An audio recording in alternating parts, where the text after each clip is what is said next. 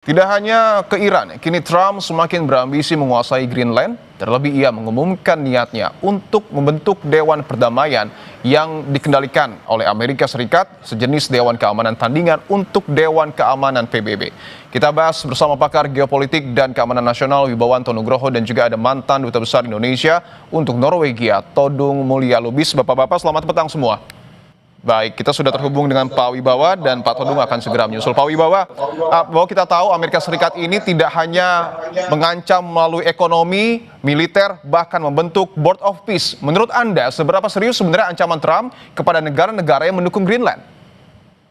Oke ya, langsung saja ya. Jadi terima kasih untuk kesempatannya. Jadi secara substansial ini tidak bisa dianggap hanya sebagai joke. Karena ini mengandung makna substansial yang penting secara global dari perspektif global security dan national security, bukan hanya saja dari Amerika, tapi setiap negara yang berkepentingan di situ. Jadi apa yang terjadi saat ini bisa diterangkan dari perspektif neorealisme. Apa itu neorealisme? Neorealisme itu suatu paham yang beranggapan bahwa di atas negara itu tidak ada lagi kekuatan lain. Oleh karena itu kondisi menjadi anarkis. Supaya yang anarkis itu tetap orderly, harus ada yang namanya kekuatan yang real, dalam hal ini terutama militer dan ekonomi, dan ini harus disertai dengan balance of power, ya. Dan di mana neorealisme ini, ya, ada 3 dimensi dalam melihatnya. Yang pertama adalah karakter dari pemimpin. Sebagaimanapun agresif seorang pemimpin, itu hanya satu variabel. Variabel kedua adalah domestic issue. Ya, bagaimana kondisi suatu negara itu akhirnya menentukan apakah negara itu nanti akan menjadi agresif dan berperang atau tidak. Dan yang ketiga, yang paling penting menurut neorealisme adalah penyebab perang, penyebab konflik di dunia ini adalah kondisi anarkis, struktur. Ya, di mana akhirnya dari neorealisme ini lahirlah apa yang disebut defensive dan offensive realism.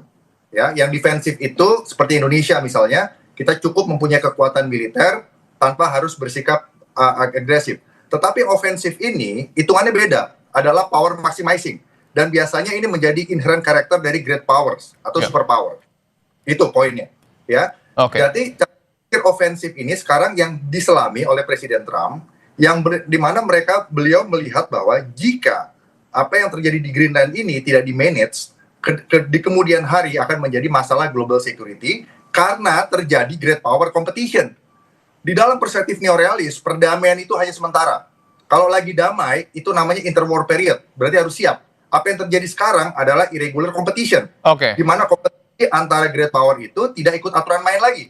Nah, sehingga Amerika mengambil langkah yang agresif, yang cukup inisiatif dari Presiden Trump dengan pendekatan offensive realismnya untuk mengamankan akses penting menuju Arktik. Ya, tapi kalau kita lihat dari ambisi Trump ini yang begitu menggebu-gebu, bukankah justru ini malah melahirkan konflik khususnya antara Amerika Serikat dengan beberapa negara di Eropa, Pak Wibawa? Nah, sekarang begini Mas, ya, dari neorealis itu akhirnya berkembang pahamnya menjadi liberalis. Ayo kita atur bagaimana power balance of power itu bisa diatur dalam kerjasama, atau semangatnya adalah exchange energi satu sama lain.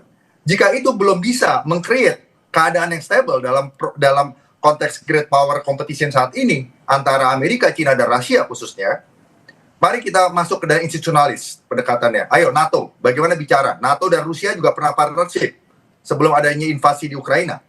Tetapi itu juga tidak jalan juga. Ayo kita dekatkan dengan konstruktivis. Konstruktivis mengatakan apa? Jika identity ini compatible, semua dunia ini akan damai. Ternyata itu juga tidak bisa menyelesaikan masalah. Makanya akhirnya Trump mengambil suatu langkah yang agresif dengan pendekatan offensive realis. Dia akan mencoba menciptakan order baru dengan merupakan satu manuver yang mendahului, atau disebut dengan yang namanya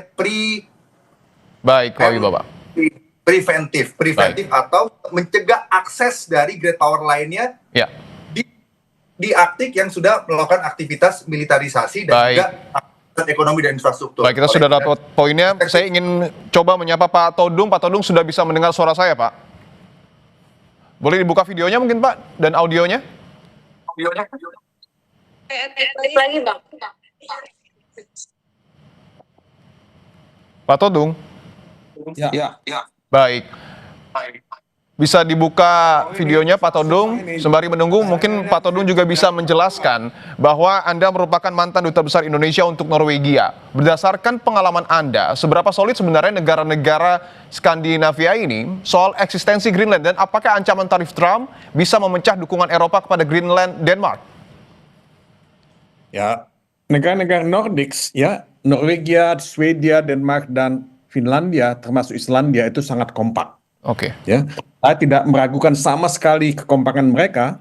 Dan jangan lupa bahwa selain Greenland, Norwegia juga punya ya satu daerah yang disebut Svalbard.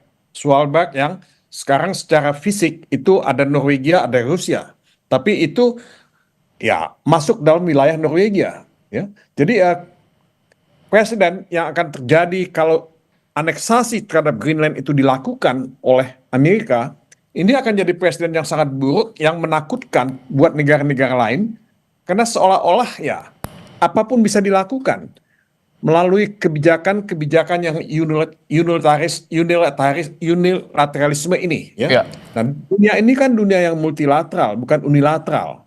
Jadi kalau misalnya hukum internasional tidak dihormati, ya semua negara akan ya mengalami ketakutan, mengalami ketidakpastian. Jadi kalau Anda tanya apakah solid, apakah kompak, mereka sangat kompak. Ketika disebut oleh Pak Todung sangat kompak, tetapi apakah kekuatan militer termasuk juga ekonomi dari negara-negara Skandinavia ini mampu untuk melawan Amerika Serikat? Ya tentu tidak mudah, tapi kalau misalnya semua negara, bukan hanya negara Skandinavia, tapi negara Eropa, ya Barat terutama, ya ini akan cukup signifikan, dan Amerika tentu mesti berhitung dua kali. Tidak mungkin mereka mengorbankan kepentingan ya global mereka, kepentingan bisnis mereka, nasional mereka, ya hanya untuk menganeksasi Greenland. Nah itu menurut saya sangat tidak mungkin, dan saya melihat surat yang disampaikan oleh Presiden Donald Trump kepada Perdana Menteri Norwegia, Jonas Gahr Støre, itu suratnya sangat nasty, ya, sangat kasar, dan itu surat betul-betul mengesankan bahwa ya there is no international law, tidak ada hukum internasional lagi. Padahal Piagam PBB pasal 2 ya poin 4 ya atau ayat 4 itu mengatakan bahwa tidak mungkin ada kekerasan ya yang bisa dilakukan untuk menganeksasi sebuah negara. Dan saya kira Greenland ya Denmark itu punya kedaulatan di sana. Memang Greenland itu bukan ya negara sendiri, tapi dia adalah semacam bagian yang tidak terpisahkan dari Denmark, dan mereka punya kedaulatan. Oke, artinya mungkin bisa dielaborasi lagi Pak Todung. Menurut Anda, sikap yang kemudian diambil oleh Amerika Serikat ini, khususnya Donald Trump, tujuannya apa? Sebetulnya sih kita bisa melihat ya, tujuan dibalik itu adalah ya transaksional. Ya. Di sana kan banyak sumber daya mineral yang bisa bisa diolah ya, bisa diambil. Tapi kan selain itu juga alasan geopolitiknya adalah Greenland itu sangat dekat dengan Rusia dan juga dengan Cina, dan untuk kepentingan security Amerika dan kepentingan security-nya Eropa, Donald Trump merasa bahwa itu penting untuk menguasai. Nah, tapi kan kalau menguasai kan itu bukan memiliki. Nah, yang kita kesankan sekarang adalah, yang kita baca adalah bahwa Donald Trump itu ingin memiliki Greenland. Apakah dengan membeli Greenland atau menguasai secara militer Greenland, dan ini satu presiden yang sangat jelek untuk dunia internasional, buat hukum internasional, dan ini tidak bisa dibenarkan. Oke, baik. Saya ingin tanyakan ke Pak Wibawa tadi, Pak Todung. Tambahkan sedikit ya. Ya, silakan Pak Todung. Nah gini, Crimea ya, itu kan juga dianeksasi oleh Rusia. Namibia itu dianeksasi oleh Afrika Selatan. Nah ini menurut saya presiden yang sangat jelek, dan kalau misalnya kita melihat perang Ukraina Rusia sekarang ini, nah perang Ukraina Rusia ini adalah ya satu hal yang selama ini ditolak ya, dikritik ya, dilawan oleh Eropa Barat ya, oleh NATO. Nah ini apa yang terjadi dengan semua prinsip-prinsip ini kalau misalnya aneksasi terhadap Greenland ini dilakukan? Baik. Saya ingin ke Pak Wibawa, bahwa tadi Pak Todung mengatakan negara Eropa ini sangat kompak. Apakah kemudian strategi Trump lewat ancaman menaikkan tarif dagang, Pak Wibawa, bisa menaklukkan negara-negara Eropa yang berseberangan? Jadi di balik ini semua backgroundnya adalah irregular great power competitions yang terjadi di masa damai saat ini. Ya, di mana antara rising power dan ruling power itu kalau selama 5 abad terakhir itu chance-nya itu 20 dari 16 persaingan ruling dan rising power itu 4 itu tidak berakhir perang, 4 berakhir perang. Jadi ada chance 75% akan perang. Nah, sehingga kompetisi itu begitu irregular sekarang, terutama Amerika versus China dan Russia, ya. Dan di mana akhirnya Greenland ini menjadi battle space di dalam irregular global competition, ya, irregular great competitions, ya, great competition. Jadi buat liberalis, buat institusionalis dan buat konstruktivis ini pasti nasty sekali. Saya bisa paham yang disampaikan oleh Profesor Todung Mulia.